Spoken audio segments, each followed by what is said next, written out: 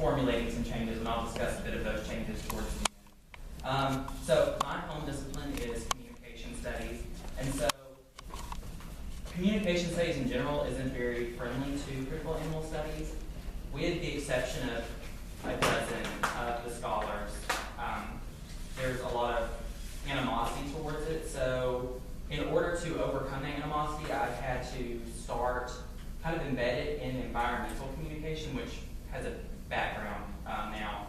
So there will be quite a bit of climate type stuff in this. So so I've done that, and then also to get critical animal studies into the comm studies discipline itself, we're having to start like at the ground level, basic building blocks of critical animal studies, things like the human-animal dualism, which also comes up in this presentation. So in formulating the thought for effective activism, back in September, they had the climate protest in New York, and they had the Oceanic Preservation Society, which is one of the big animal rights groups. They went to the United Nations building, and they screened a multi-sensory film. So on September 20th, 2014, the Oceanic Preservation Society screened this multi-sensory film on the exterior walls of the United Nations headquarters. The film sought to mobilize an ecologically conscious constituency primed to demand climate change from the world's leaders attending the UN Climate Summit. So for 3 hours, the OPS projected digital images of environmental collapse and endangered species on the walls of the UNH in conjunction with text and music. Rather than simply telling the story of environmental collapse, the OPS used optical and auditory persuasion to communicate to the people at this event about the impending doom associated with the Holocene epoch. So in terms of so I do rhetorical studies, and rhetorical studies is very focused on the symbolic aspect of language. The OPS seems to recognize that we communicate via like a human language, but that doesn't really work when you're trying to create the internatural ethos that spans from the human to the more than human world. So they use a different form of persuasion, which isn't necessarily accepted as true theory just yet, but in this paper I theorize the beginnings of that. So while the OPS's pursuit is not the first of its kind, the organization's multi-sensory approach to persuasion prompts a paradigm shift for how human and animal rights groups approach audiences. So the OPS votes in favor of an affective multi-sensory rhetoric rather than just a symbolic approach. So that's groundbreaking in the sense that rather than communicating through just language like we're doing now, you actually feel the experience of activism. So while the intended effects of the OPS's audiovisual rhetoric was to prompt citizens to demand climate change from their leaders, a more important covert outcome ensued. In relying upon effective audiovisual rhetoric, the OPS momentarily collapsed the socially constructed boundary between human and animal, human and more than human world. So the content of the actual video itself that they projected on the wall wasn't anything that was like, it wasn't crazy, innovative. It just talked about how CO2 is acidifying the ocean, and it talked about how we're losing at a very fast rate the more than human animal from Earth. So it's nothing that is groundbreaking that we don't already, like we know of, but the way in which they narrated the story didn't just tell us about it, they made us act like we had to feel it. So, as I argue, the OPS's audiovisual rhetoric forces audience into a literal and a physical, embodied affective experience. The audiovisual appeals neither permit humans to anthropomorphize animals, nor engage in denial and mitigation about the reality of animal trauma. So, often a problem that seems to be with at least with the more mainstream groups like OPS is the more than human animal gets placed into the human bin, which is damaging in itself. And then simultaneously, people go to these events and they are spectating about what is being talked about rather than recognizing that this is a true problem. And so It doesn't really allow us to feel the emotion of pity, and it doesn't allow us to feel sympathy. Rather, it forces us to feel an empathy, but an empathy where we're truly connected to the more than human world. So, the definition of rhetoric, or the way rhetorical studies has functioned, it's functioned in the realm of the symbolic. This begins with a theorist named Kenneth Burke, or not with Kenneth Burke. Kenneth Burke really popularizes this. And so this is about the 1950s. And since then, we've had, with the postmodern turn and the extreme fear of biological essentialism, there's been just this complete trap of us in the actual discursive world rather than focusing on the material environment. Recently, in one of the journals in communication studies and English rhetoric, philosophy and rhetoric, which is one of the only journals to publish an actual animal rhetoric article, we had an updated definition of rhetoric provided for us. So this scholar from the University of Utah named Natasha Siegert proposed that rhetoric is actually a signaling process. So rather than me reaching you via our language, like right now the vibrations in the room are what is allowing us to hear each other and communicate to each other. So Natasha Siegert's definition of rhetoric becomes the relational force of signals interacting in this world. This definition of rhetoric considers the possibility that animals may be interacting in the world at a frequency that we cannot understand. Additionally, this definition of rhetoric is not restricted to humans and allows for an international approach to rhetoric. Rather than focusing on the transmission of signals between audiences, though, which is what Natasha did, I'm focusing on the affective dimensions of the relational communication that relies upon signals. So not necessarily theorizing that it is signals, but what specific signals themselves can rights activists use to bridge the gap between one another. So, in other words, I will focus on the process and effect of the OPS's audiovisual rhetoric in rendering apparent to humans animality. So, as an outcome of this analysis, I answer the following two questions. One, how can the OPS's audiovisual rhetoric help rhetoricians further understand animals as beings that by nature respond to symbols? And two, how can the OPS's audiovisual rhetoric better help rights activists generate an empathetic unsettlement in audiences to motivate action? So, each of those questions relates to the first one relates to the academic sphere, so how can we as theorists, and then the other one relates to how can we as academics also bridge the gap between activism and academia and activism. And so in terms of the second question, the focus on empathetic unsettlement and motivating action, so how can we not only empathize with the more than human world, but how can we feel unsettled about it? So there's the tension between the affective nature. It's really like a middle ground between the pity and the sympathy, but also the pure empathy that you get, but also the motivating action. Rhetoric itself is all about moving bodies to do something in the world. So how can we use that empathetic unsettlement, that odd, strange feeling that we know something's happening and we're connected to it, to motivate individuals to do stuff? So the OPS's audiovisual rhetoric helps develop an internatural ethos, which is a lived experience, through sensory persuasion that tactically deconstructs the line between the human and animal by way of affective engagement with audiences. In other words, the OPS's rhetoric of human-animal rights, rather than just human or animal rights, effectively and effectively returns humans to animality by way of the internaturally shared location of persuasion in the body. So no longer are we just talking the talk, we're actually feeling it. And the OPS is a good case study to show how that actual feeling comes to be. And they do it by way of the body. So the signals that you're getting right now from me, like the words you're hearing, you're feeling them through your body, even though you're not thinking you're feeling them through your body. And OPS really capitalizes on that through the affective multisensory approach.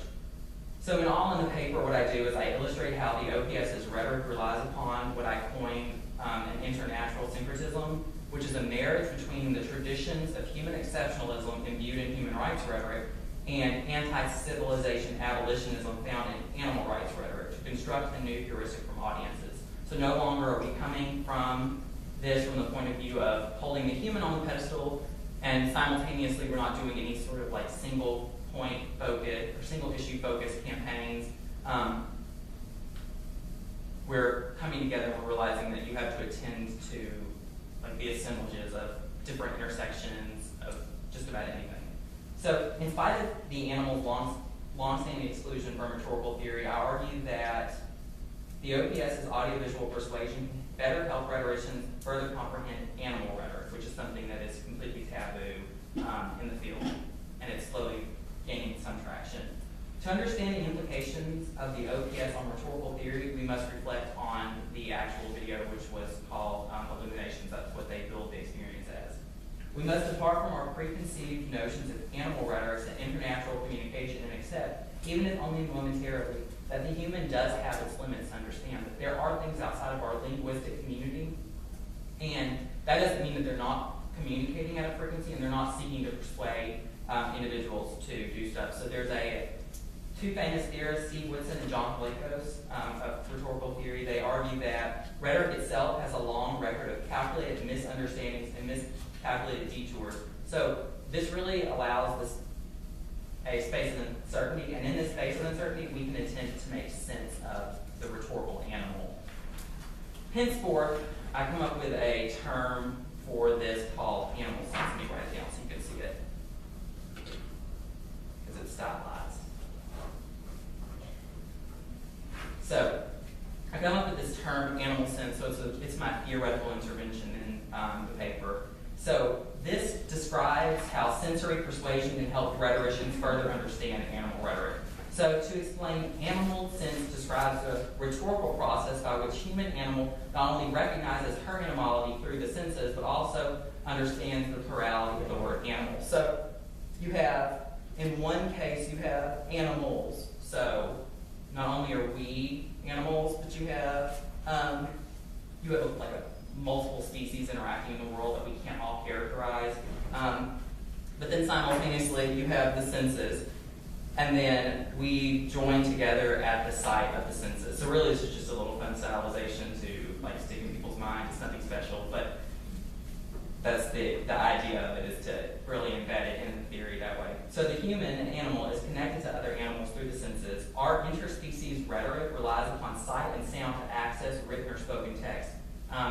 In the future, I'm going to consider more senses. This was just the two that were prominent.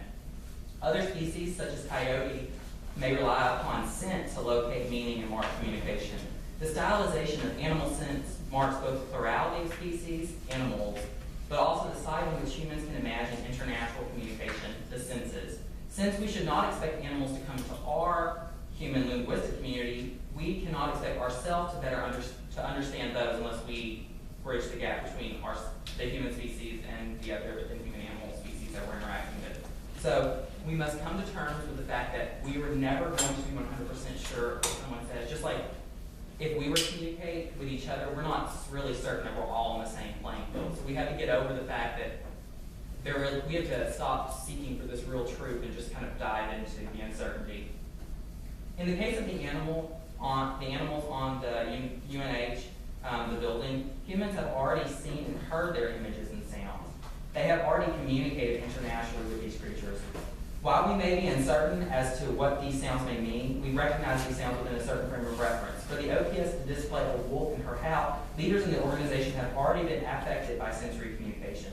As such, animal sense played an influential role in the OPS's decision-making process. So for us to even approach a text like that and make sense of it, we have to have some sort of conception of it. So anytime we hear a wolf's howl and we recognize that it exists, there's already been some form of recognition, there's already been some form of persuasion that has happened to render that intelligible for us. And so the OPS, that's a really simple concept. The OPS, though, makes it very concrete and relevant through this video, which is something that rights activists can take forward and say, it's not that people hate the more than human world.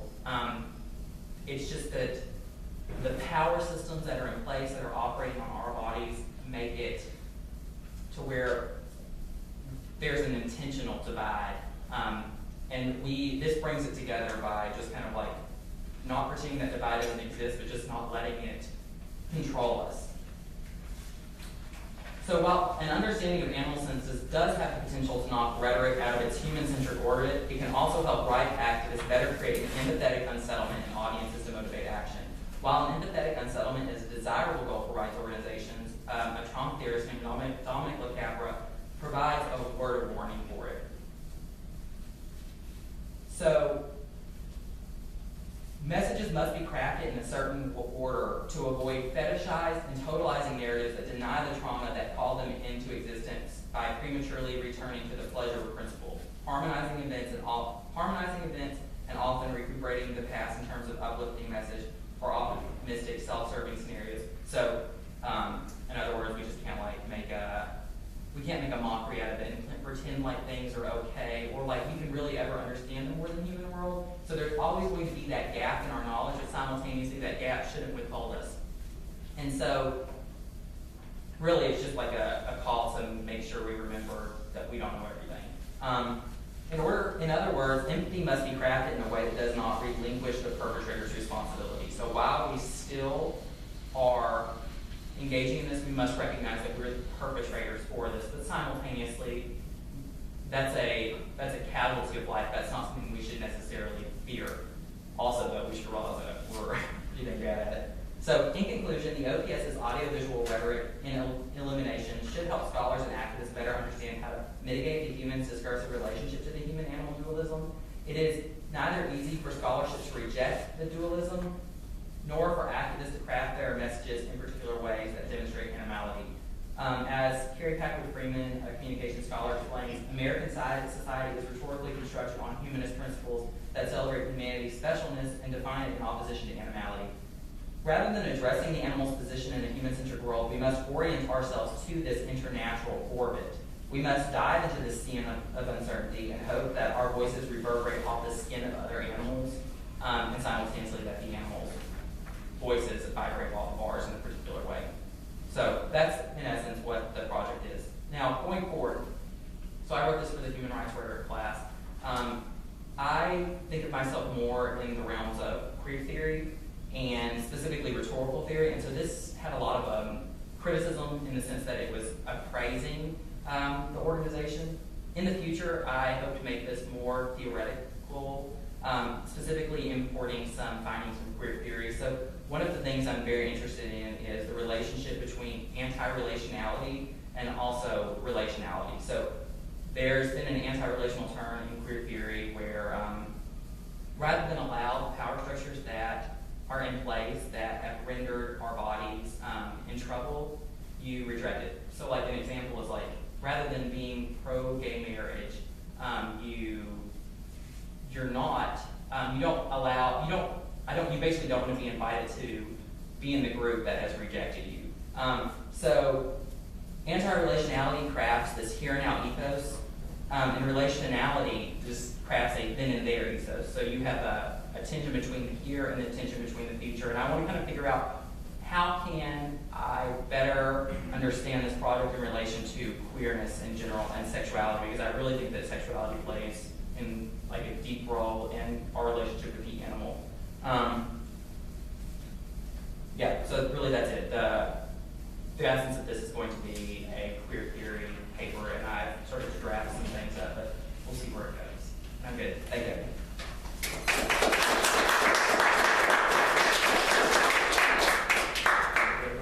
Thank you. Could you say again what OPS stands for? The Oceanic Preservation Society. Thank you. Great. So next we'll have Rockwell Schwartz with the Masculinist Conservationism Today, a case study.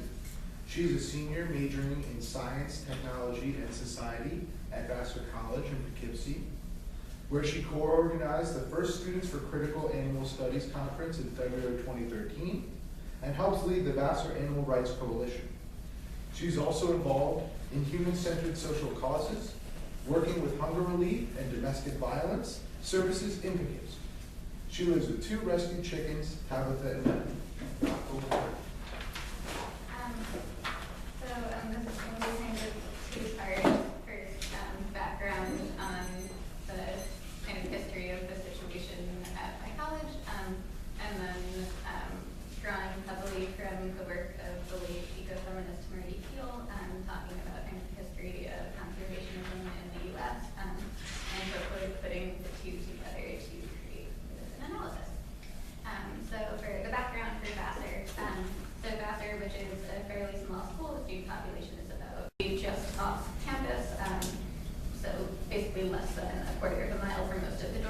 on campus that is a total of 1 square mile, so about 525-ish acres, and it consists of many kind of wooded areas, but also many fields, so about half of it is like rugby fields and like low grass, but there are several different non-human animal species who live on the property. And this property borders one of the main roads in Poughkeepsie, and also several residential areas with thousands of homes, many like churches and small businesses and local schools, including a local elementary school and I believe a local high school as well. So that property has been a part of Vassar for many, many years, and has this educational mission of providing a space for students and faculty to engage in research, but also has recreational purposes and is open to the public, and is very much known throughout the community as a space where people go to walk dogs or play with their kids.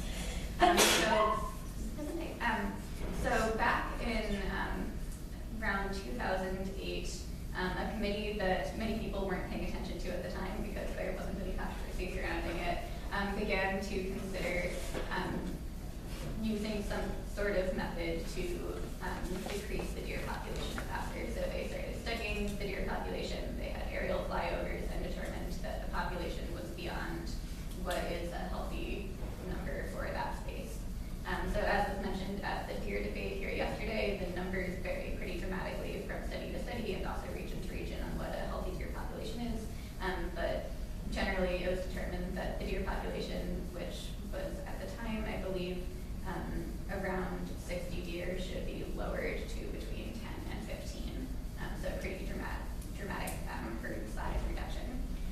So it was determined that during the winter vacation of the 2009-2010 school year, back when I was still in high school, sharpshooters would come to the property after weeks of baiting with corn on the property to kind of acclimate the deer to gathering at a certain time to eat in certain locations.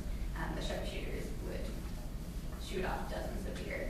The timing of this was largely so that there wouldn't be students on campus and to kind of minimize safety concerns, although the shooting is at no time more than a quarter mile from any property, and bullet ranges can be over 2 miles, so there's still definitely safety concerns there. But the timing of this was also very intentional in that that is the time when deer are either pregnant or have just given birth.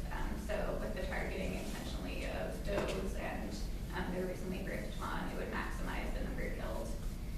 So there was immediately community opposition to this.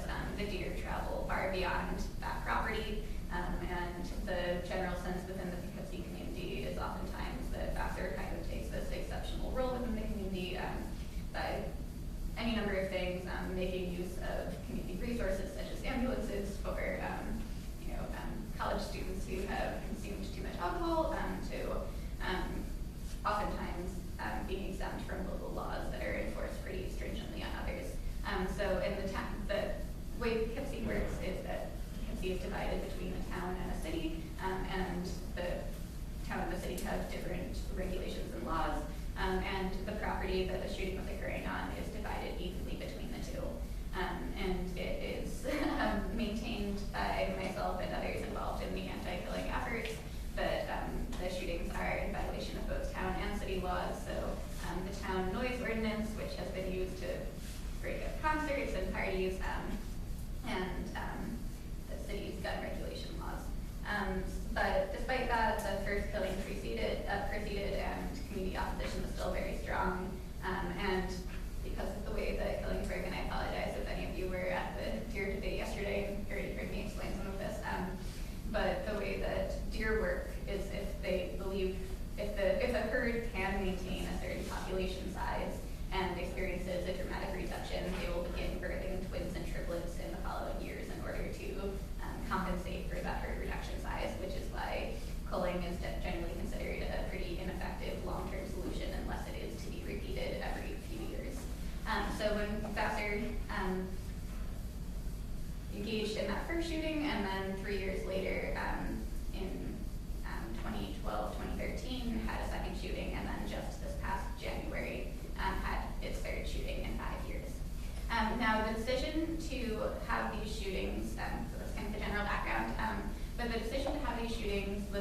currently led by 3 women, 2 biology ecology professors, and the woman who's in charge of the Vassar Farm and Ecological Preserve, and I'm not going to use names here, but definitely the names are out there. And they kind of led this committee that has members who are largely like non-science faculties, that are like sociology professors or religion professors, any number of kind of non-scientifically oriented folks on the committee.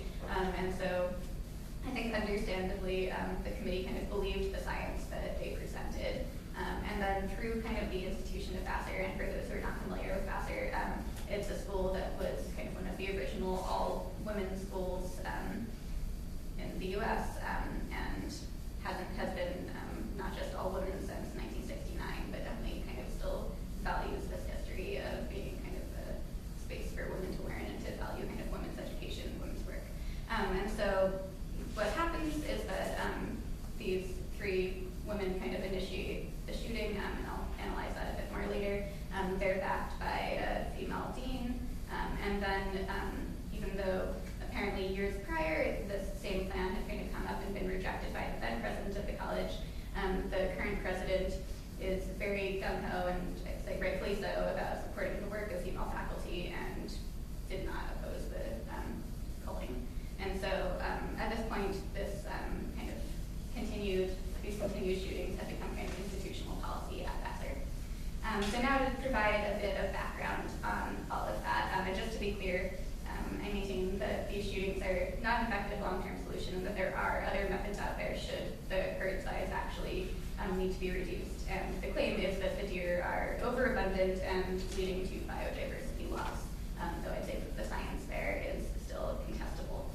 But there are other methods that can be used, whether it be fencing in certain key areas of the property, or experimental immunocontraception use, which is basically darts that have deer birth control that last approximately 2 years, and that have been being developed for many years now by scientists, by the Humane Society, by many groups that have an interest and investment in this area.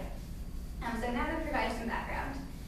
So with the second killing, which was the first one that I was present for, I was repeatedly throughout articles in our school newspaper, throughout the website for the Vassar Farm and Ecological Preserve, being directed to the New York Department of Environmental Conservation, and when directed to the DEC, it was always kind of referenced as this like objective authority and kind of like the place to go for expert conservationist knowledge. But just kind of initially, just looking at their website, I kind of sensed this like underlying, if not like very blatant pro-hunting bias. And then shortly thereafter, I was exposed to the work of Marty Keel, who I definitely recommend everyone check out because she has just really great analyses of a number of things. And Marty quotes, or sorry, Keel, I don't know Marty personally, quotes the historian Matt Carnell, who states that the connection of hunting with masculinity runs deep, and hunters and their critics often comment on it. Hunting has been historically male activity throughout most of Western history. So despite what Vassar does not being technically a hunt and having this euphemistic term, I definitely kind of group it in with this history. And so to talk about that, basically at the turn of the century, from the late 1800s to the early 1900s, this new discourse developed around hunting in the United States that was embedded in kind of this elitist and very white understanding of the relationship between men and nature. And this developed the first kind of moral discourse around hunting that was used as a way of legitimizing these activities that has carried on today, and we can still very much see kind of embedded in the rhetoric used today. So Keel talks about this largely in terms of the late U.S. President Theodore Roosevelt, who we associate, I think, pretty broadly with an appreciation of nature and early conservationist efforts and the establishment of many protected lands within the United States.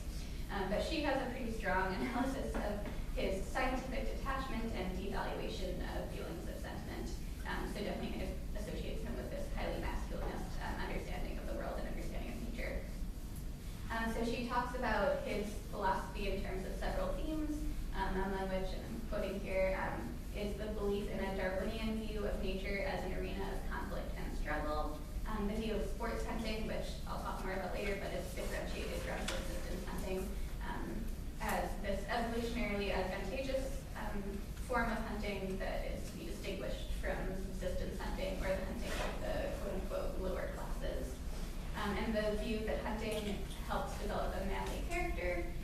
and that it had these rational rules and regulations that were important for managing the natural world, arguably in a way that, say, other non-human predator species could not. And this detached approach to science that saw it as superior to sentiment, which we can understand as more of a feminine approach to interacting with the natural world.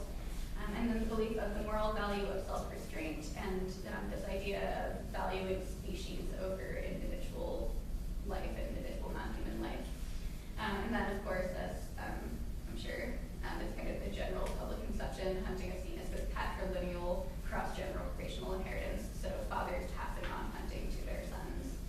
And Keel claims that all of this works to create hierarchical oppositions that allowed hunters of this era to kind of create this shared identity. So there's the nature-culture divide, animal-human divide, male-female, but also savage and civilized, which we see in terms of, the sportsman hunter versus the subsistence hunter. And also this idea of unregulated predation versus rational management, or some would even say protection.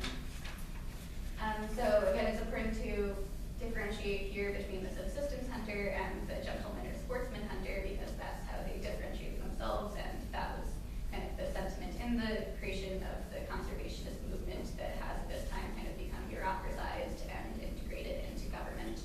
And I want to make that clear because I think in present conservationist discourse, there is a tendency to underplay or just totally erase kind of like indigenous methods of conservation and the work that was being done by indigenous people throughout the past several centuries and today, that is very different in form from what has been kind of institutionalized.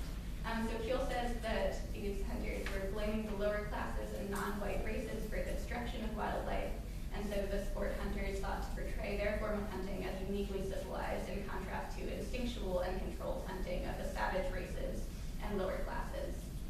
So again, this is marking the beginning of hunting justified as conservation.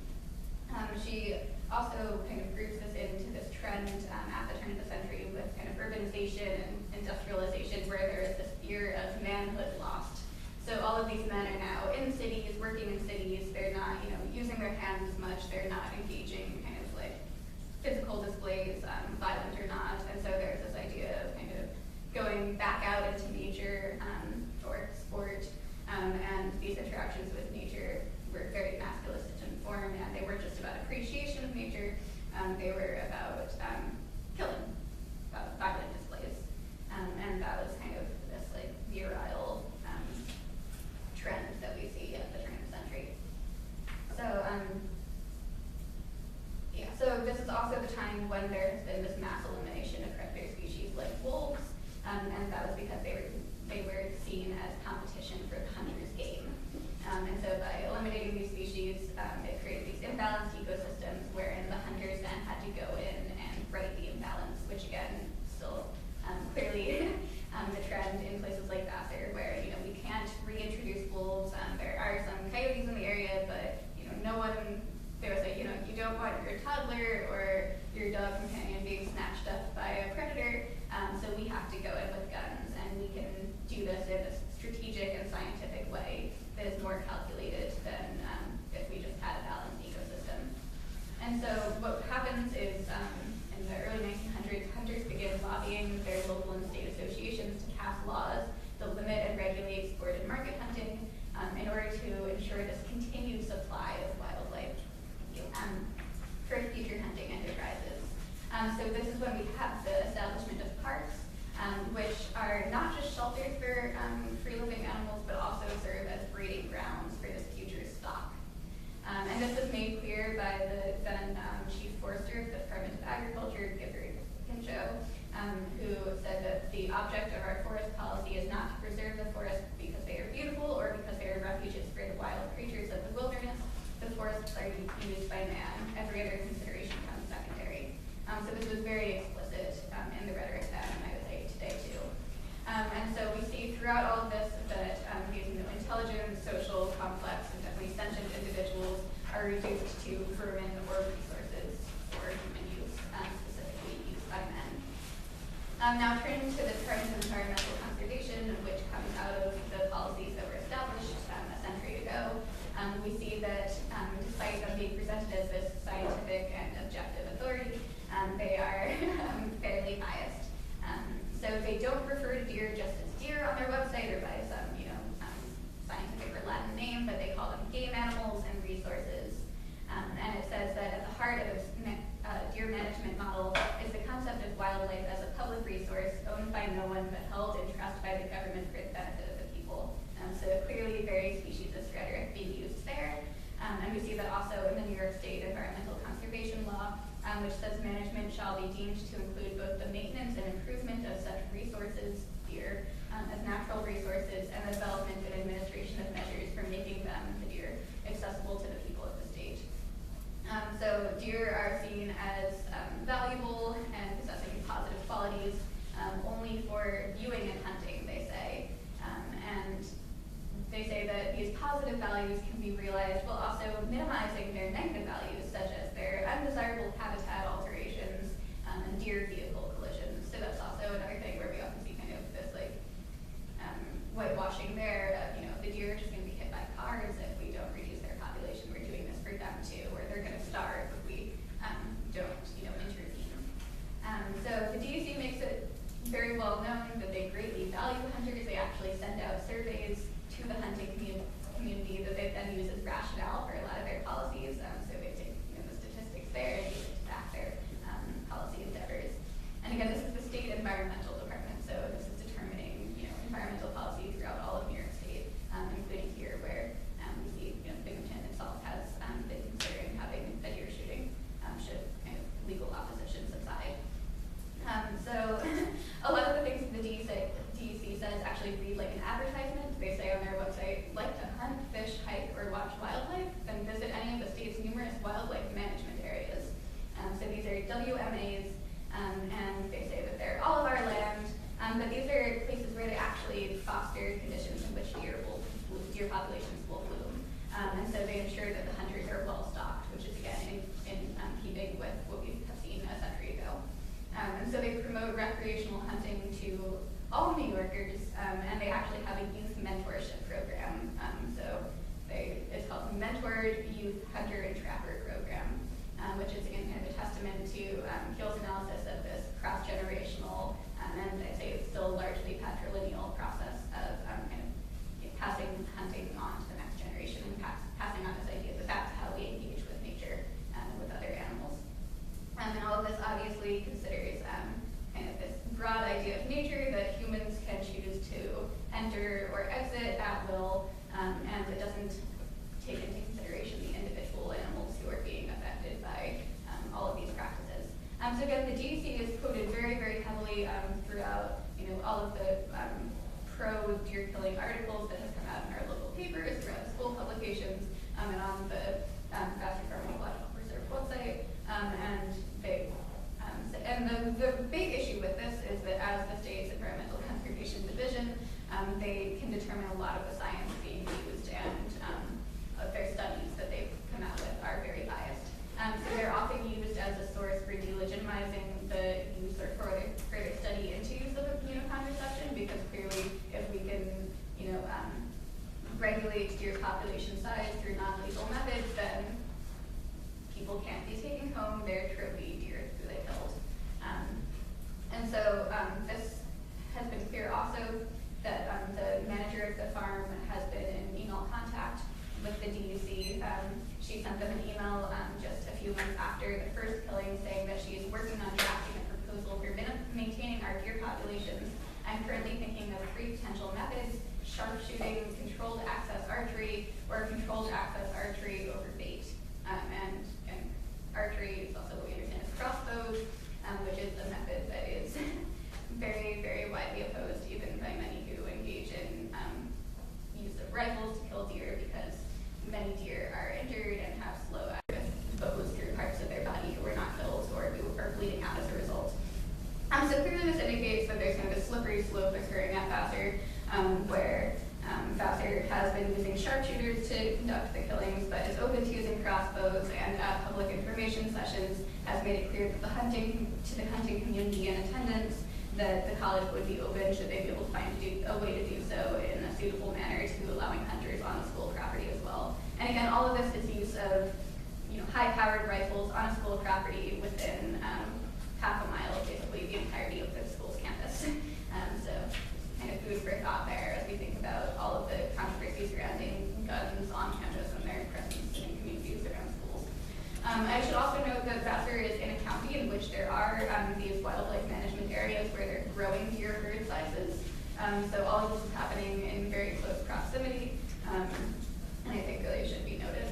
So in kind of analyzing this, so as I mentioned earlier, kind of key figures in the deer shootings at Vassar are all women. And I am kind of trepidatious to provide too much of an analysis of what I think is going on there because I don't want to try to kind of psychoanalyze people too deeply. But I think it can be kind of commonly agreed that science is this very masculinist discipline and that it's a difficult place to be a woman. And just as in many fields in which there's kind of this male dominance, oftentimes women have to kind of like assert themselves even more. So what we see throughout this whole region, so Vassar is located in New York's Hudson Valley. There's many institutes, the majority of which are run by men, engaging in deer shootings. These are usually on much larger properties, so things that are not just a square mile, but several thousands of acres. And these are again kind of these larger, more established forest preserves that aren't just rugby fields and are being managed by kind of well-respected men within the ecological discipline. And so what has happened in just the past year is Vassar has begun to form an alliance with other coalers in the area and is kind of producing this series of talks that concern deer management, ecology in the region, so it's kind of establishing this larger thing that Vassar can be a part of. And one term that I've heard others throw out there is becoming a part of the big boys club. And so that might be kind of what's going on here. It's kind of legitimizing the work of these scientists and just the property at Vassar. And I'm definitely interested in hearing the analysis of others. This is a continuing struggle, and Vassar tends to have these shootings every other year indefinitely. So there will continue to be community opposition and hopefully youth opposition to this practice, especially as new science is advanced in the region and even municipalities in New York use kind of experimental immunocontraception studies. Yeah, thank you.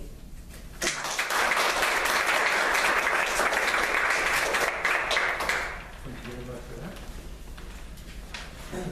Last, certainly not least, we have Joan Harrison with her work on pigeon apartheid, homeless apartheid.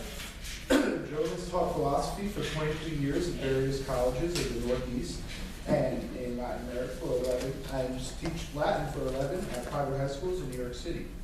She began writing poems at an early age and published a book of poems, a chapbook, and numerous individual poems under pen names. An ecstatic revelation with a herd of cows in Vermont 13 years ago turned her to vegetarianism, eventually veganism, and an ongoing letter-writing campaign and other activism. Looking back, however, she realized that as early as the age of 5 or before, there were signs that it was her destiny to be intertwined with the lives of animals. Joan, when you're ready. According to Carl Jung, in fairy tales and dreams, the archetype of the wise old man may show up as an animal. Quote, neither for the primitive nor for the unconscious, he says, unquote, quote, does the animal aspect imply any devaluation, for in certain respects the animal is superior to man, unquote. Jung himself, however, though unintentionally, devalues animals in the explanatory remark that follows. Quote, it, meaning the animal, has not yet blundered into consciousness or pitted the self-willed ego against the power for which it lives. On the contrary, it fulfills the will that actuates it in a well-nigh perfect manner. Were it conscious, it would be morally better than man, unquote. Bracketing off any devaluation, including the presumption that animals lack consciousness, and attempting to pay heed with more naive or primitive eyes, I propose that a comparison between the plight of New York City pigeons and that of the city's homeless may be instructive. For the intentionality that deprives, despises, torments, and kills either is the same in both cases. And knowingly, willingly to violate an innocent is always an evil, whatever the species. Unjust destruction originates in deceit and is catalyzed by it. Those skilled at deceiving are often self-deceived. If a war society is a web of deceit, one of self-deceit's offspring is habitual misperception, as Max Shaler, among others, shows. There is much perceptual distorting of pigeons and homeless humans in New York City, and many layers of prejudice, the linguistic among them. Pigeons are called rats with wings, and that sentiment is spat out as if a scientific certainty, and with a hubris suggesting that to call pigeons rats is as good as consigning them to eternal damnation. Pigeons are said to be dirty and diseased, their fecal matter lethal. By feeding them in a park, I'm told I'm menacing the lives of the young who play there. Yet I fed the same flock of pigeons for over 7 years, given them names, and taught them to fly into my hands when cold. They warn me of dangers, they often heal me when I'm ill. I've watched them nurture their young, I've watched them courting, I've watched them mourn their dead. They've taught me part of their language, among other things that I'm quite sure no current pigeon textbook discloses. I use the word current because antiquity up through the 19th and early 20th centuries held pigeons in much higher esteem than many New Yorkers today. Did you know that pigeons leap for joy? If sitting in your hand where the food you provide is to their liking, they'll often flap their wings wildly to show their appreciation. On a rare occasion, suspended in midair, they'll do the same if suddenly they want to catch your eye. They make jokes, both as individuals and collectively. If they perceive that there's not enough food placed for their numbers, they'll divide up into groups, into shifts, holding back from eating so that others may be fed. When seated in my hand, they almost always push some of the seeds or nuts there onto the ground for others. Sometimes when I call one of them to feast on whatever's in my hand, the response will be a quick swoop up and down to indicate that this time it's better to put everything on the ground, after which they compete for that food and show no hard feelings if others get more than they. Their affection, intelligence, and magnanimity are beyond anything I imagined. The personality of each is unique, and so are their eyes. Those of one shine like rubies, and others like translucent gold, as if beings from other worlds sent to minister to the lowly. Pigeons bring solace to the poor, to the destitute, to the elderly, everywhere. Yet many New Yorkers look at them and perceive only pests. Even packages of wild bird food regularly show a blue jay, cardinal, nuthatch, and chickadee, rarely a pigeon. The pigeons I feed know at least 4 modes of communicating: vocal, body language, flight patterns, and telepathy. During a downpour once, I went to feed them. Only one pigeon sat in a tree there, the first one ever to fly into my hand. Though I spoke to her, called her by name, and showed her the food I brought, even putting some onto the ground for her, she did not budge. Thinking that maybe she was waiting for her companions, I sat down in my raincoat onto the saturated bench and waited several minutes. For a long time, she seemed to be signaling with her head. All at once, it struck me that she was telling me not to feed them during a heavy rain. The moment I understood that, she flew away. Another pigeon with a slight limp and mild ptosis, which is drooping with an eyelid, was most pugilistic when I first made his acquaintance. He competed nearly to death with his fellows for every morsel of food. Then, within a few years of my doting on him, he mellowed into a responsible flock member and devoted paterfamilias. He's incredibly funny and always makes me laugh, and he's very smart. Then all at once he wasn't there anymore.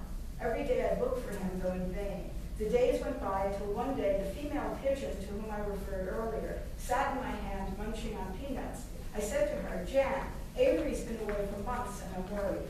If you know where he is, tell him to visit me." For some time I've been making that statement to the group at large, alas in vain. Now, to my amazement, Jan shot off with great determination, stunning me by the power of her wings. About 10 minutes later, a troop of pigeons flew down, and there at the center was Avery hobbling along, scavenging for food. I rejoiced, laughing, and called to him. He flew into my hand, and I gave him all the seeds and peanuts he could eat. Though when housed and daily fed, pigeons are able to live into their 20s, the average lifespan of a pigeon not fed by humans is about 3 years. Yet signs are posted everywhere telling us not to feed pigeons. Of the more than 1 million pigeons in New York City, 1/3 die annually of so-called natural causes, many of starvation. Indeed, every day for them is an ongoing struggle to find nourishing food, and untold numbers are exterminated by government agencies, transported to out-of-state pigeon shoots by sports enthusiasts, stoned by lethal toddlers encouraged by their parents, drowned, mutilated, run over, tortured for crushed corn, or even slaughtered before the eyes of children at live poultry markets and sold for food. Most of this is illegal if the laws are not enforced.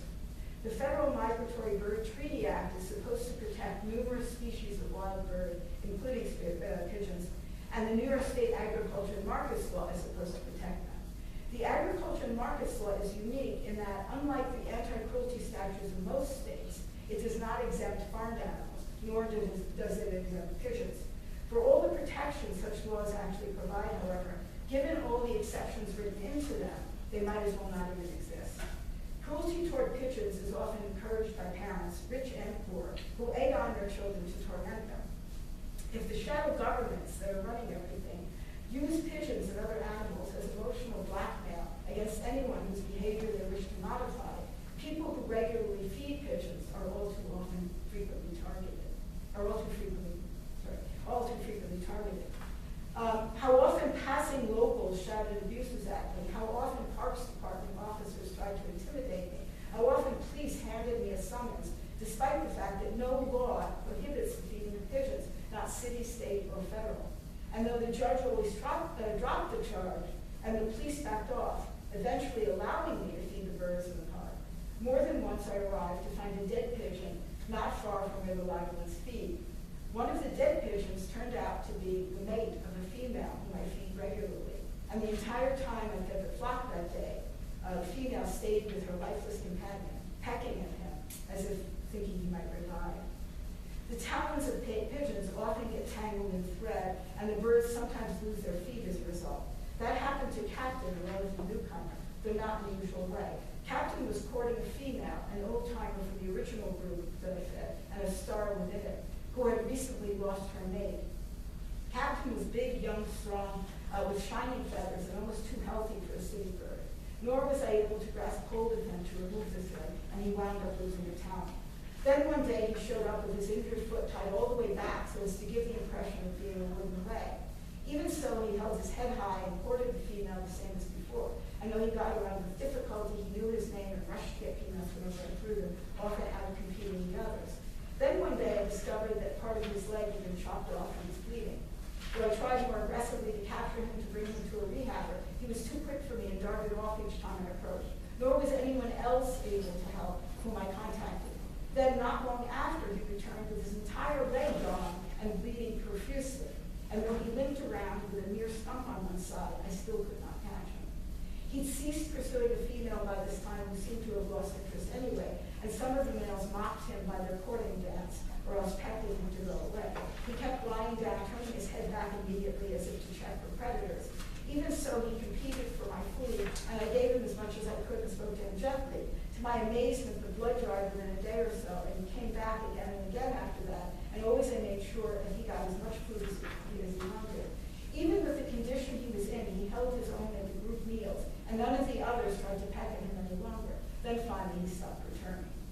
The next mate of the same female, a gentle creature obviously smitten with her and she with him, after a joyous honeymoon, disappeared suddenly and never returned. She herself showed up not long thereafter, with cigarette burns under one wing, and both feet tangled tightly in thread, as a result of which she also wound up losing some talons. Nor at any point would she allow me to remove the thread or even get close to her, something which was totally unusual for her. She used to sit on my shoulder for a very long time and eat whatever I gave her, just sit there and wait until I wait for something. Then one day I discovered a dove caught in the chain link fence when I arrived. The head had been severed from the body and hung by a thread. The dove's heart had been cut out and was hanging inside a different metal-bounded space.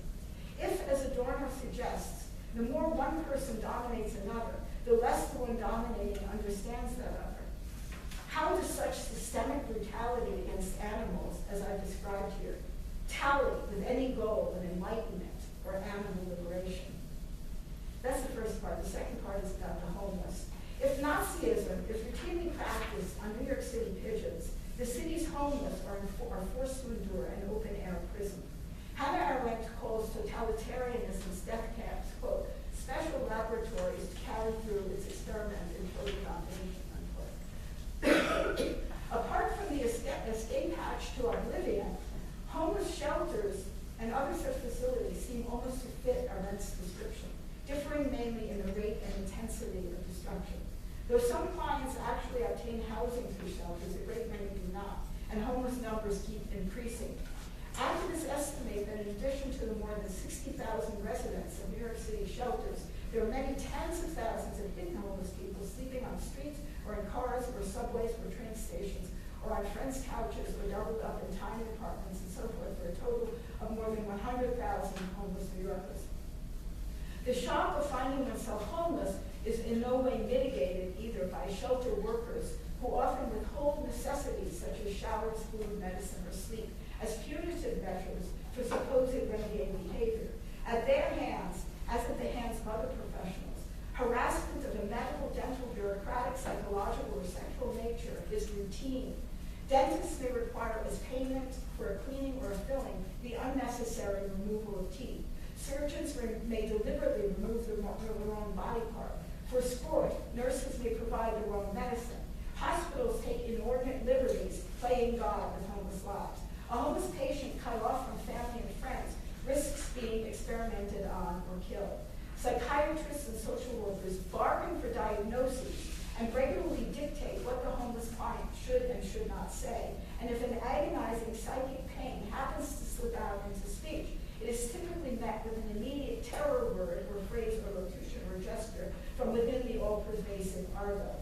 The psychiatrist to whom every shelter or transitional housing resident is required to pay obeisances is there not as an analyst to bring relief through insight, rather as a prison guard to bring the homeless reprobate in line with the agenda of subterranean criminality. It may be interesting to know, this reminded me, homeless people are being managed. The word managed is used instead of housing or managed is what's being done. Shelter staff regularly steal donations of clothing and food. Some homeless clients are enlisted by caregivers to make the lives of other homeless people a living hell. Drug taking and drug dealing are rampant. Detox programs appear to be as much a revolving door system as the shelters. The food at shelters and soup kitchens does not provide consistently adequate nutrition. At the Bronx Women's Shelter, illicit drugs are snuck in with staff knowledge, whereas a jar of peanut butter and a small basket of blackberries for hypoglycemia are strictly banned. Crippling illness is everywhere, and everywhere flesh is rotting off of bones. Provocation at every venue is ongoing. Every natural activity is criminalized: eating, sleeping, showering, urinating, and so forth. Caregivers knowingly and willingly perpetuate misperceptions. In a radio interview, the executive director of Urban Pathways stated that all the female residents of the Olivieri Drop-In Center, that's a type of shelter, were seriously and persistently mentally ill, something patently false. Yet no one mentioned that the mental health associations regularly and substantially donate to Urban Pathways. The homeless client, indeed, is often required to declare a mental disability in order to obtain housing, after which a powerful psychotropic drug may sometimes be imposed. If the client rejects the drug, a threat of eviction looms, not to mention that of psychiatric incarceration. Merely raising one's voice at times elicits such threats. Thus, many homeless people put on a mask of insanity for fear of being forced out into the street again, whereas those who refuse are generally left with almost no housing options. The first psychiatrist with whom I spoke after becoming homeless advised me, as he put it, to hurt myself on grounds that otherwise I'd be unlikely ever to obtain housing. Homeless people are expected by the bureaucracy, and often by the general public, to fit onto a procrustean bed of one or more of these categories: drug addict, alcoholic, domestic violence victim, AIDS victim, criminal, mental defective, or other such thing. I, however, have been homeless for over 7 years, for 3 of those years street homeless, and fit none of those categories, nor am I alone by any means in that regard. Yet if even those who seem a match for one or more of those categories obviously exceed their boundaries, in practical terms it scarcely matters. As the harsh dismissive judgments obfuscate the primary source of the brokenness of robbed, stabbed, raped, or otherwise sexually victimized, shot, set on fire. In short, many of the homeless, so I'm getting a little emotional, sorry, of New York City are daily treated like the Dalits of India before Gandhi's revolution. Where then is the law? The Callahan Decree guarantees a clean bed and a shelter every night for New York's homeless. Shelter beds, however, are often not clean and may even contain bugs. The shelters themselves are dangerous and depersonalizing. Homeless people are sometimes murdered there, sometimes by police, and a huge portion of the city's homeless do not wish to sleep in them. Though the United Nations Universal Declaration of Human Rights guarantees housing as a human right, try telling that to any city agency or to the NYPD.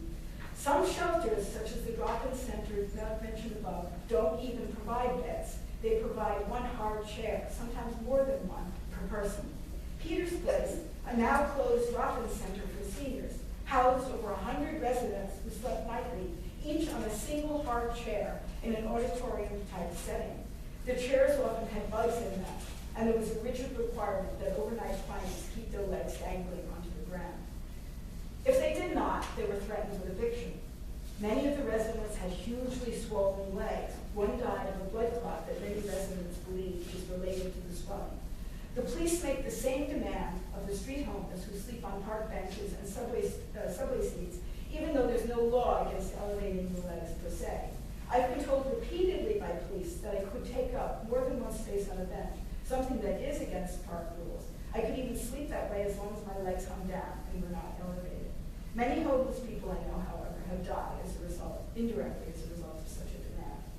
At all drop-in centers, serious health issues are common, most notably a sharp rise in blood pressure, and church bed dormitory settings, revolving door transitional housing venues, not to mention the public showers for the street homeless, each carry their own set of horrors.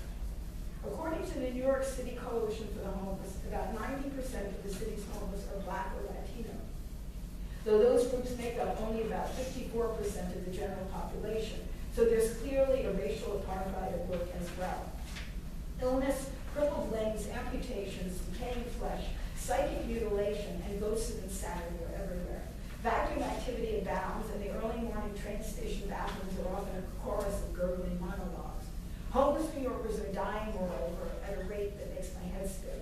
A 2009 report by the National Coalition for the Homeless states, quote, the average life expectancy in the homeless population nationwide is estimated between 42 and 52 years compared to 78 years in the general population, unquote. Yet New York City homeless life expectancy statistics are even more dire. The emotional stress, the dearth of nutrition, the absence of viable resources, the constant sleep deprivation, and the poor medical and dental care not only grind bodies down, they often generate suicides. In her book, Medical Apartheid, The Dark History of Medical Experimentation on Black Americans from Colonial Times to the Present, Harriet A. Washington points out that the death rate overall of African Americans in this country is twice that of whites. Though she speaks within a context of what she calls medical sadism and the medical exploitation of Black bodies for profit, if homelessness is factored into the equation, the statistics alter for the worse. A National Institutes of Health study shows that the death rate of homeless New Yorkers living in shelters is 4 times that of the general population nationwide, whether the shelter residents are African American or other. That's that part. Now this is my conclusion. There are obvious reforms one could recommend. House and feed pigeons in attractive dovecotes or pigeon lofts atop buildings, or else place bird feeders and bird baths in parks, as in some places in Canada. Advocate for the enforcing of Humane Education Mandate 809 and all other such laws that require teaching young children the humane treatment of animals. Advocate for the enforcing of laws protecting pigeons. Abolish the New York City shelter system and house the homeless. That would benefit everyone, including the city government, that now gives about $4,000 per month per person to shelters, whereas 1/4 of that amount would cover rent for a studio. Encourage homeless advocates to adopt a plant-based diet, not only for purposes of consistency, given that massive homelessness is being generated worldwide by climate catastrophes ultimately rooted in animal agriculture, rather also so as to understand better and not contribute to the dietary-based medical emergency of the homeless here in New York City. Encourage African American and Latino vegans to go into inner city schools and the soup kitchens of the poor with a missionary zeal and educate the people there about animals and nutrition. Though the homeless are often imprisoned within a pathless twilight, knowledge has a way of forging paths. The question, however, is the same one abolitionists asked about slavery, should a system that is evil through and through be reformed at all, rather than abolished? A new sort of perceiving is on the horizon.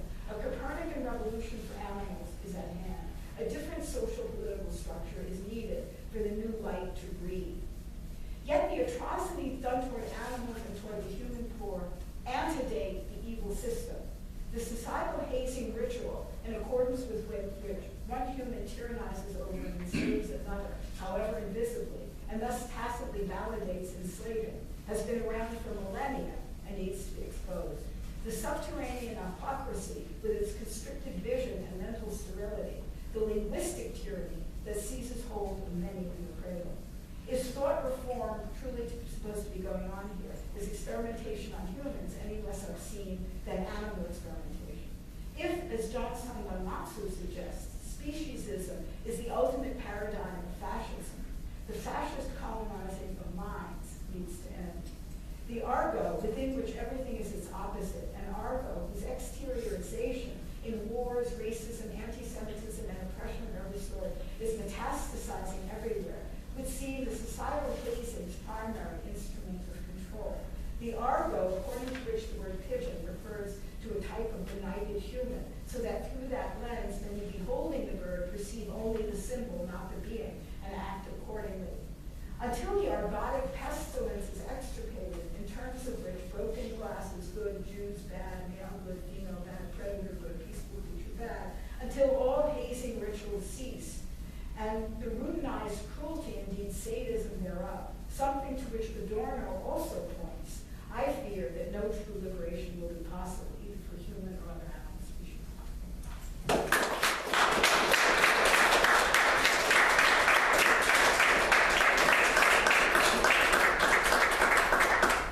Thank you for those excellent presentations. We have time for some questions. Anybody like to start? Okay, I guess I'll start. So I have a couple questions.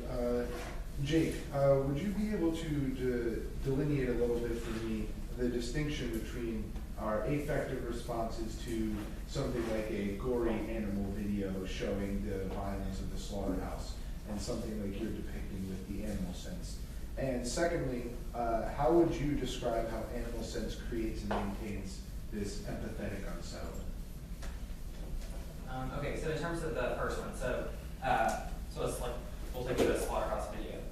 So there's a distinction between the ways in which we interact with that text itself. So we, on one sense, we try to render that text intelligible through, we think of, like we'll make comparisons to other social movements in which we've seen, like the Holocaust would be a symbolic comparison that we try to make it through.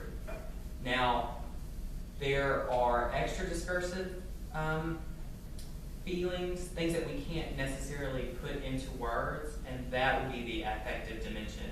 And so animal sense is so that weird feeling you get when you're just like literally disgusted, but we don't have conceptions of that.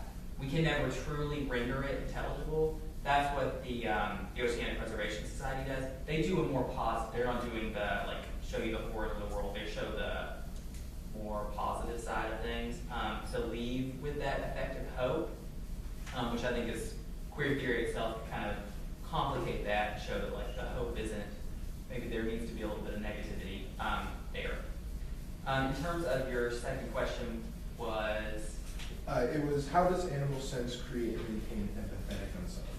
I don't think that it necessarily maintains empathetic unsettlement, which I think is a problem. So the Oceanic Preservation Society itself constructs that empathetic unsettlement, and for that brief moment you have it.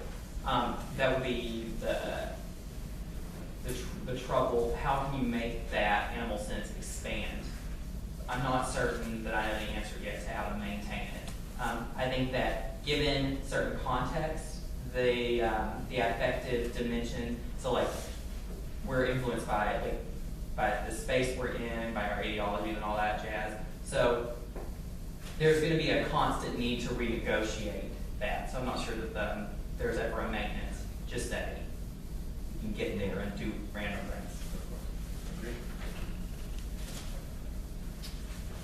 Those are all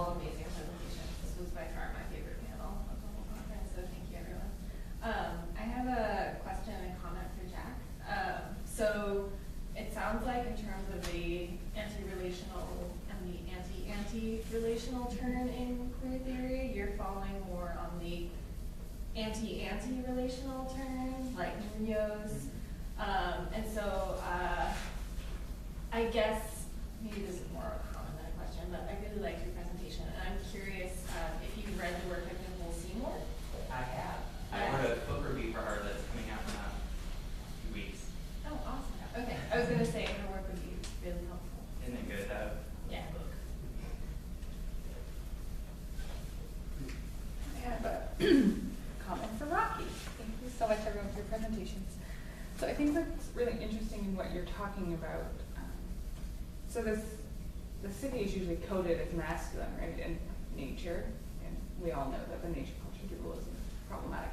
So, and then nature is often coded as feminine, right? And so the city is seen as sort of this liberating place for women who escape the control of like interpersonal surveillance in the rural setting. So I think what you're talking about provides a really good critique and a way to analyze how masculine logic works throughout the social, right? In terms of now controlling nature and like this neoliberal masculine logic of management. So I think that was really exciting for me to hear on like that type of level. Yeah, one thing that I think I didn't emphasize enough is I think it's really interesting how the victims of the shootings are overwhelmingly female. And so there's like kind of this interesting gender dynamic throughout all of it, even beyond. And because typically, my understanding of sports hunting, it's bucks who are targeted because of aggressive horns and I think kind of an impressive way of like males dominating the males of other species. And this is just kind of the opposite of that, but it's like uncast in all of these justifications, and I think maybe the removal from that like very clear demonstration of like the crimes is part of the way of trying to like cast it as science versus just sport. Yeah, Rockwell? Yeah, I want to thank everybody for really very moving and very informative presentations. You mentioned that there is a continuing community opposition to the shooting of the deer at Vassar and surrounding areas. Could you tell us a little bit more about the constituency of the community opposition? Who are the who constitute this community of opposition? So a coalition has been formed between Vassar students and largely members of the surrounding Mississippi community. Many of the people who are involved live within like a mile of the property where the shootings occur, and so the deer who are being killed travel through their own backyards. And in keeping with your presentation, some might engage in illicit feeding of the deer and have, regardless of that, developed kind of like personal relationships with them and have seen several generations of deer. What you might be getting at with your question is the people who oppose the deer shootings are overwhelmingly women. A lot of women who are like middle-aged or beyond and have lived in the area for many years and again have established these relationships with the deer, which I think is again in contrast to the people who have decided on the shootings or are hired to come in and do the shootings, who do not have these personal connections, do not know that these deer have been given names by people, respond to their names, again, have developed these relationships. As with much of those involved in advocacy work, the students on campus who are engaged in this are largely women, although there are people of other gender identities involved as well. And how does the community opposition channel its opposition publicly? At least in terms of letters to the editor, meetings with the appropriate committees at the university, or how does the opposition express itself publicly? Through what media? Through what form? Yeah, so there's definitely letters to the editor, town hall meetings. The main avenue that has been pursued is legal. There are regulations on the books that, to our understanding, should prevent the shootings from occurring, but due to the role of the college in the community and the power and kind of prestige that it holds,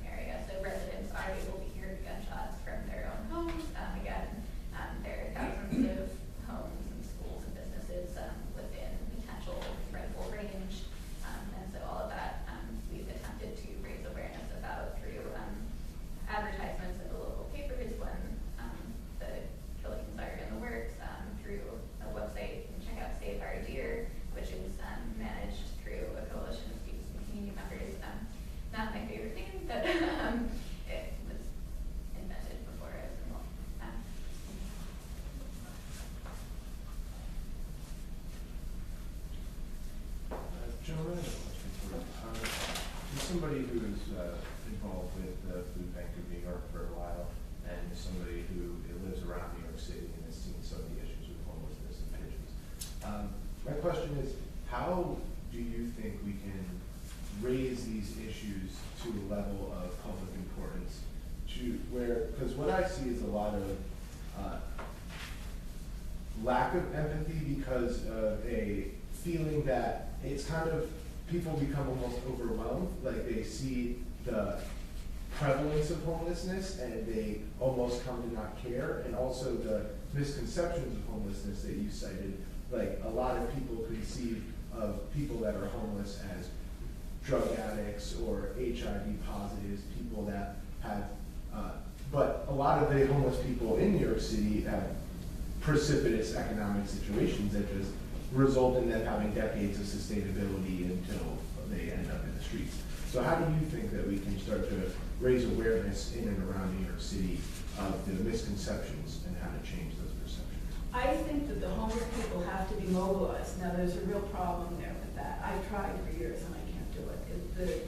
Marx made the point that the lumpen proletariat are always on the side of reaction, and that has been my experience. They're not. They feel that they have to kind of, many of them, particularly African minorities who have been so crushed for so long, just don't have the sense of now. So what we need is minorities to go to the homeless communities. That's why I said into the soup kitchens and into the, well, of course, also into the elementary schools, in very poor neighborhoods. That's, I think, the most important thing. Get activists who are African American and Latino to mobilize the homeless.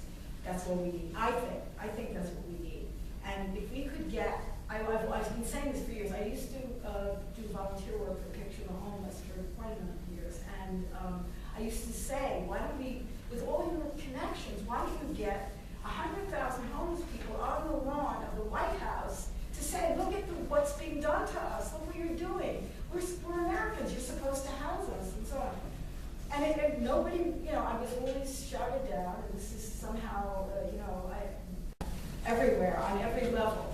I have a petition online for sleep stamps. I thought it's a completely commonsensical idea. Instead of, on the model of food stamps, everybody's allowed to get food stamps. Doesn't matter if you're a saint or a sinner, whatever you are, you can get food stamps if you're in need. Why can't you get a bed if you're in need? So sleep stamps.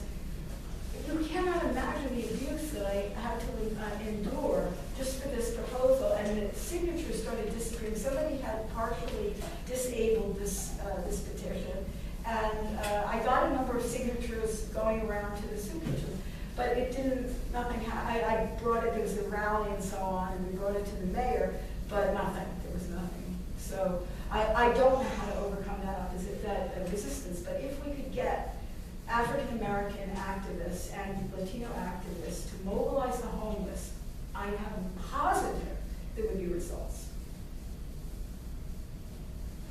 You said that everybody has access to food stamps. If they're in need, if they're Well, in need, right. But, okay, so the homeless are definitely. And in other words, what I'm saying is, for example, you don't have to have any characterological. Right, I understand. Yeah. So do homeless people, by and large, make use of their right to food stamps? Are they getting food stamps? And if so, do they have a freedom to purchase, to eat what they choose with their food stamps? I realize there's an issue of people not even realizing what's truly nutritious, or maybe spending the money on things that'll give immediate food that'll give immediate gratification rather than truly nourishing food. Yeah. So anyway, I just raised that issue. To what extent are food stamps made use of by homeless people, and how does that? Well, I don't know what the statistics are, but I know certainly a lot of homeless people have food stamps. Do get food stamps, but do get that much. Some people do. So, I mean, there's a lot of fraud also. There's a lot of people who I saw one woman, she had $400 in food stamps. I couldn't believe it. I don't know how did that happen. I saw her she was at Whole Foods checking out, and she was buying kombucha, and she got into a taxi cab. I mean, you do see fraud. There is fraud. But, anyway, a lot of homeless people have food stamps, some don't, some reject it, some don't want any government assistance. So there is, but I don't know what the statistics are. This is a question for comment for Joan. I'm very interested in human-animal relationships within space and have been observing homeless in Montreal and their relationships with animals, whether it be dogs, pigeons. Have you, in your experience, have you observed these bonds or these relationships in New York? The human-animal bond? With the homeless? Oh, homeless people? Oh, yes, yes, yes, very much. And what, have you noticed it with also with the pigeons as well? Because I'm very interested in pigeons and also homeless in Montreal, and I'm just curious from your experience in New York. Yes, well, I've noticed a lot of different kinds of approaches to pigeons on the part of homeless people. The same as in the general population, it's really no different. But yes, some homeless people do feed pigeons. I don't know if they do it the way that I do it. I go every day and I have this routine with them and so on. But I don't see that. But there certainly is something of that sort. I see.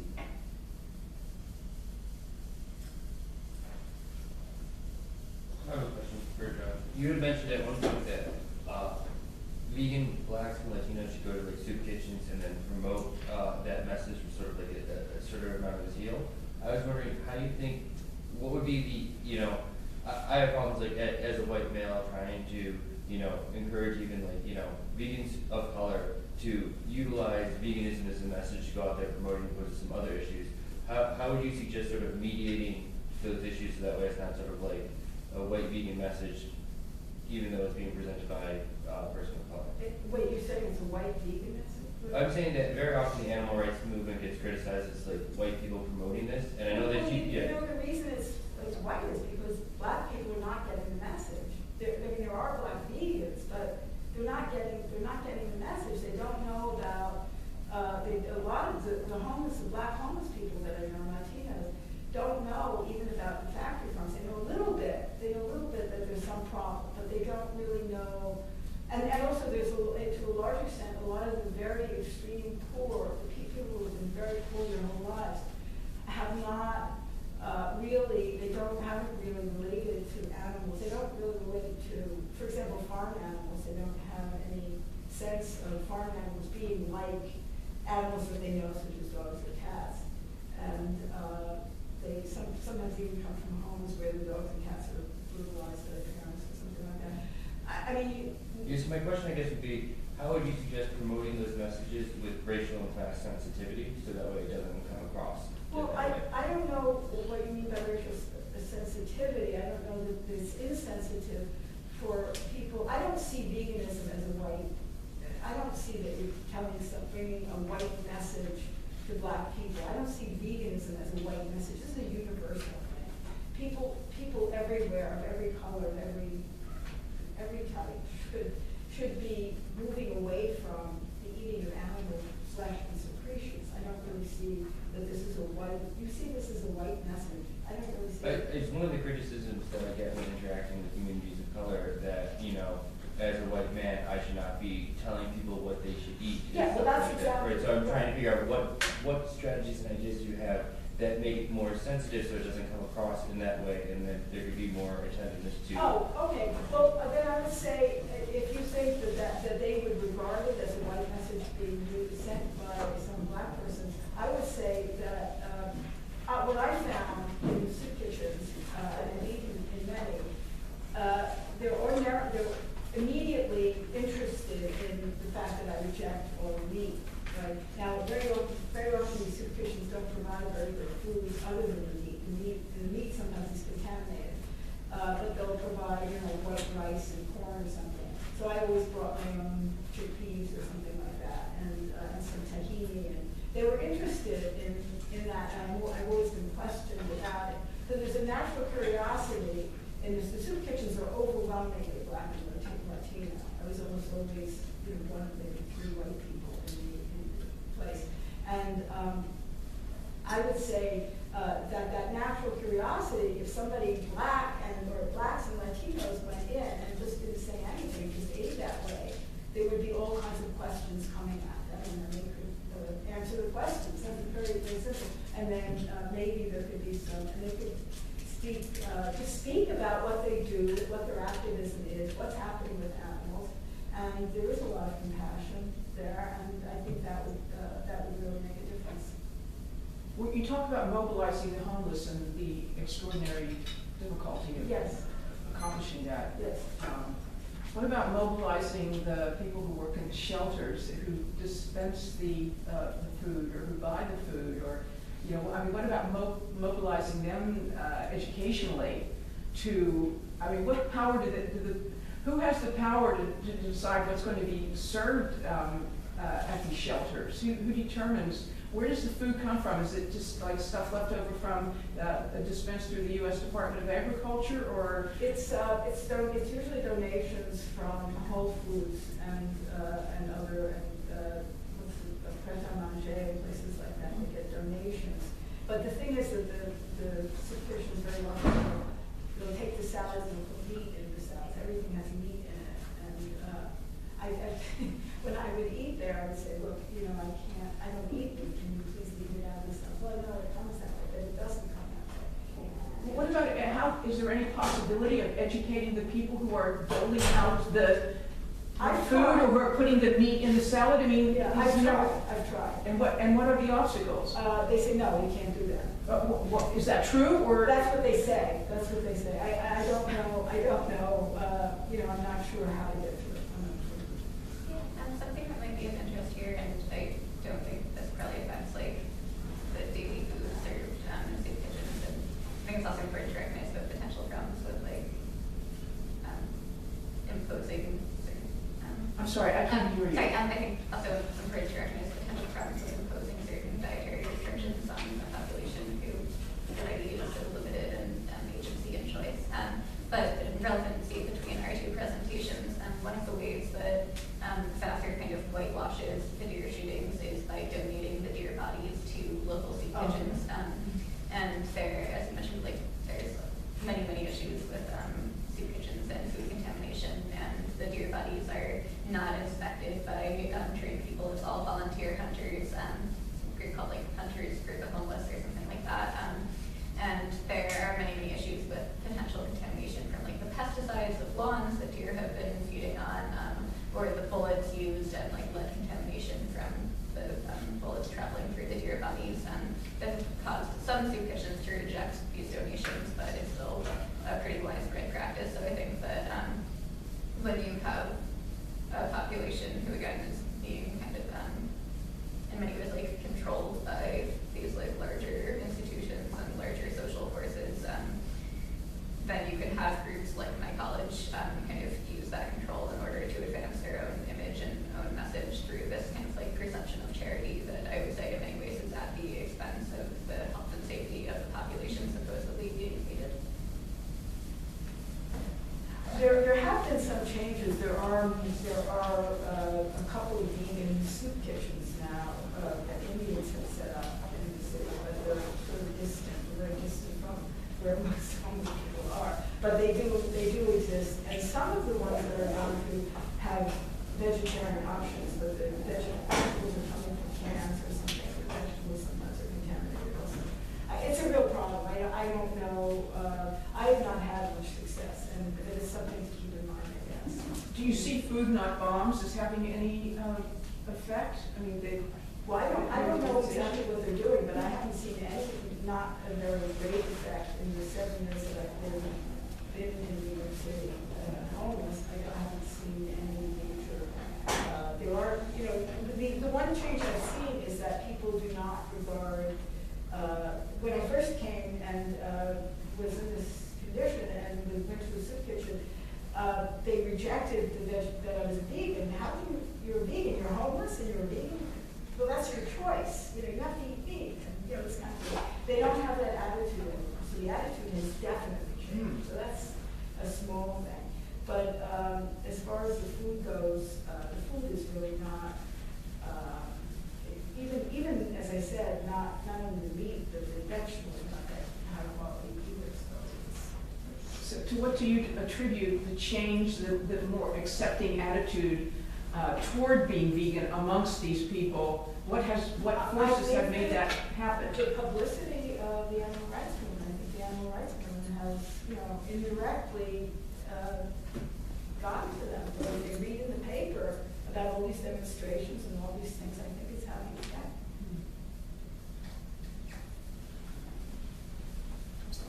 I had one more question for you, Rocky.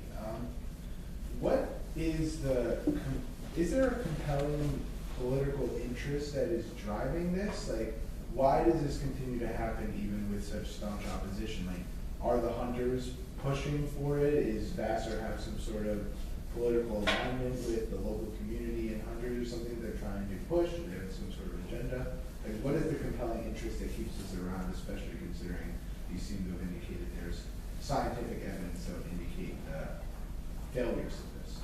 Yeah, it's actually interesting in that many in the local hunting community actually oppose these shootings, in part because they want to be able to go onto the property and do this, but also my understanding as someone generally far removed from the hunting world, many of the practices such as the baiting and the intentional shooting of the does are not in alignment with these kind of hunting morals, if we can call them that. But yeah, so my assessment is that I think what happens in science education oftentimes is, and what I think is currently happening in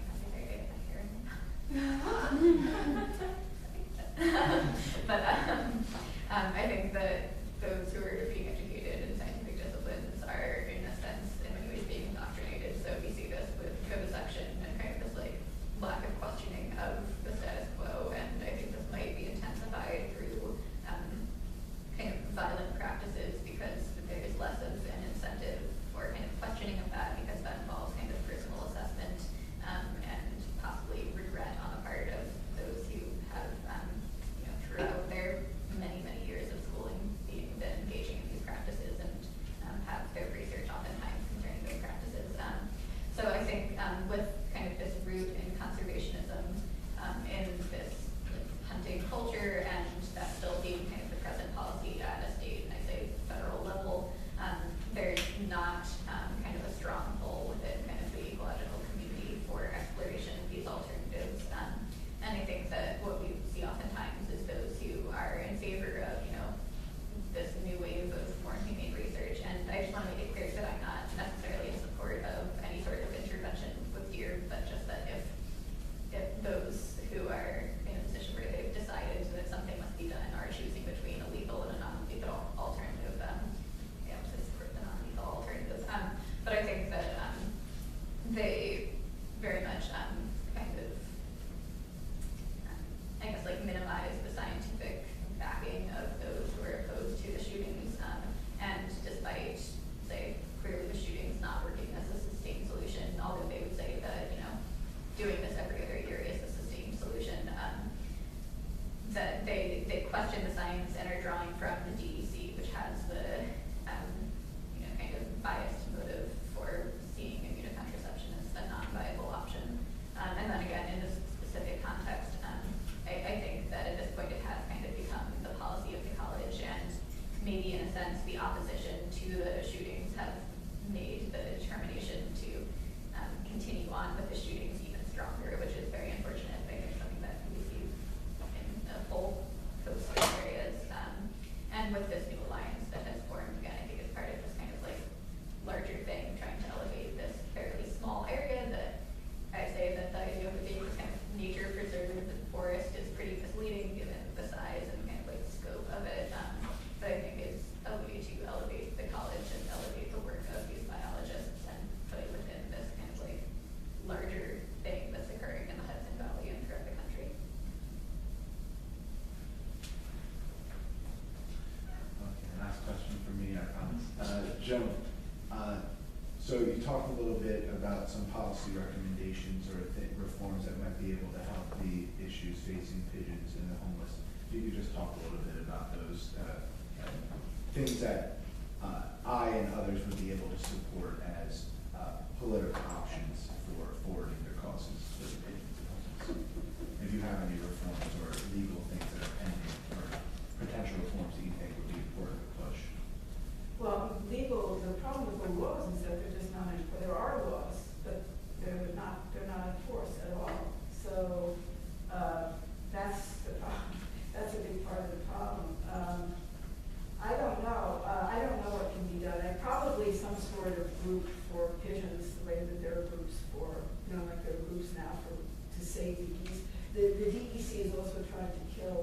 the swans in New York City and so on. Actually, all across the country, the government agencies are killing animals. There's a war. Everybody probably knows here the war on wildlife.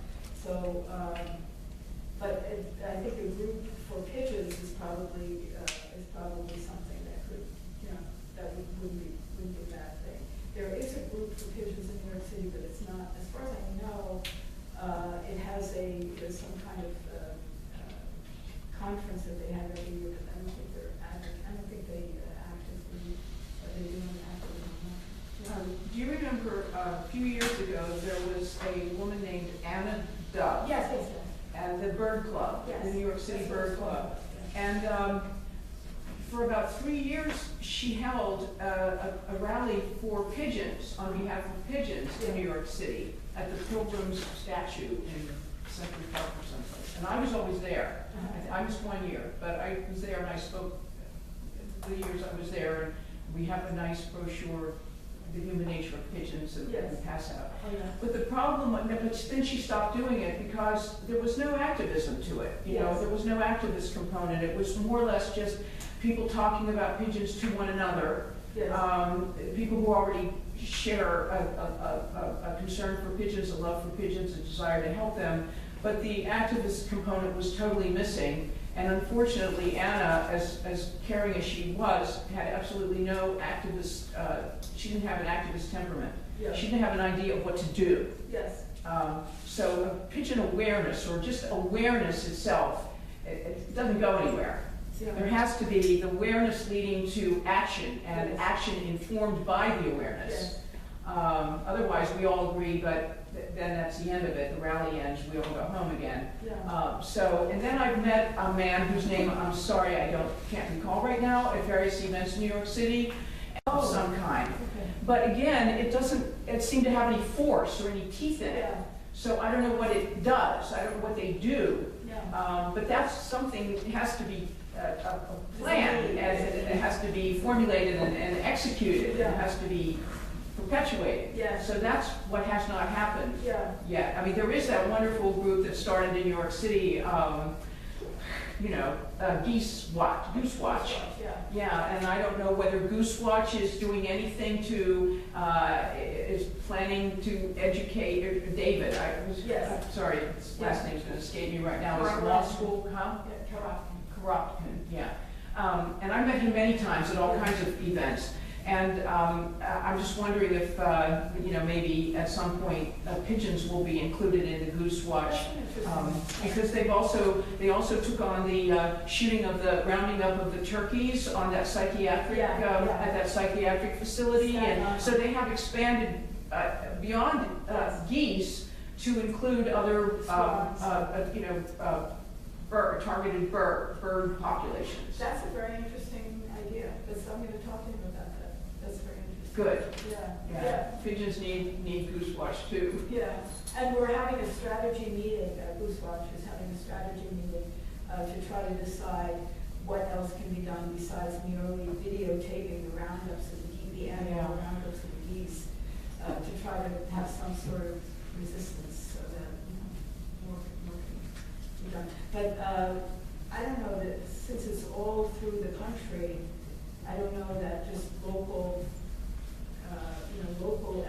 efforts are very important, but eventually probably all these groups should come together in some way.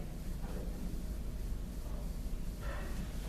Any other questions, comments, anything?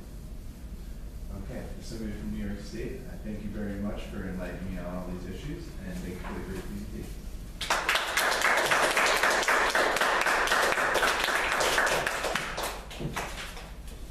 A few minutes before the next event, so take a little time.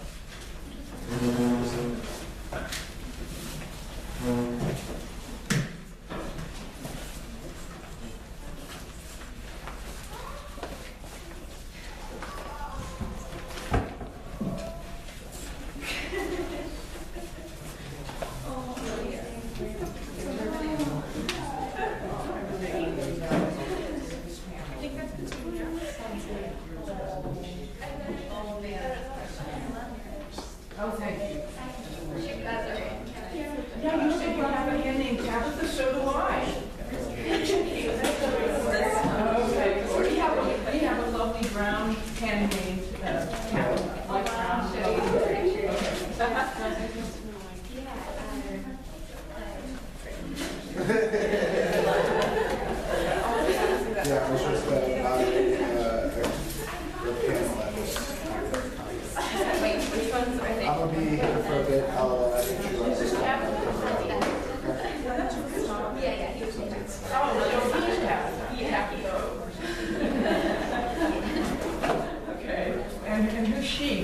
looks like our Tabitha. Oh. Yeah. What's her name? That's probably to look for somebody, but, You have a Letty? yeah, like, A hand? Because I had a Letty years ago. She had been left by mistake in a chicken house that the woman had to go to the hospital and it was a long thing. It took 2 months for her to find out that this hen, who was like 14 years old, had alone been left behind in this house in the middle of winter in Maryland, in Temple Hills, Maryland. She was this lovely little brown hen, you know, sort of small. She wasn't a big, no, she was a small, sort of sturdy brown hen. So anyway, this lady calls me after she discovers this hen, after she got back from the hospital, and has in this chicken house on her property that she thought it had been empty. And so she calls me and says, can you possibly come and take this? She hadn't even named her or anything.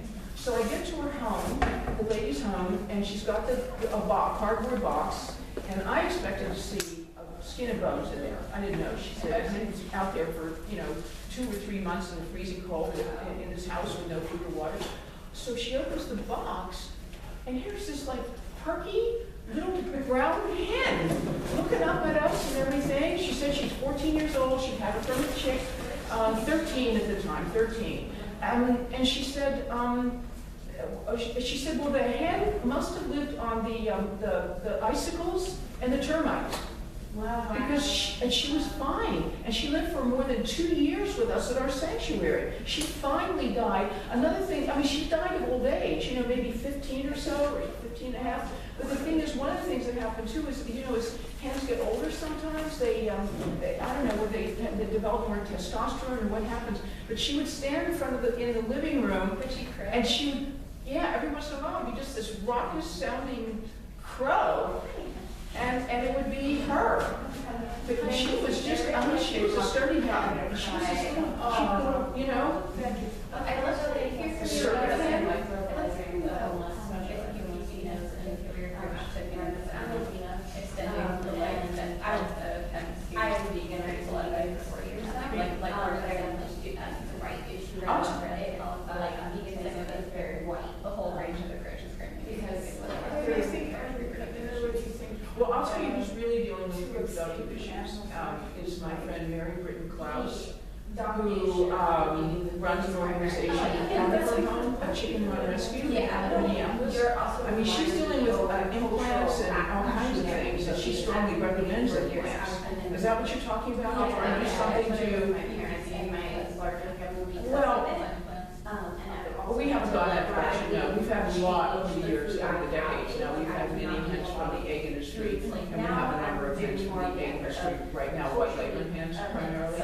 And they're the ones that are the most intensively bred for intensive egg production. My experience with them mainly is they will be out running around and it's fine, and they'll be perching and everything, and then all of a sudden they'll die. And we've had autopsies.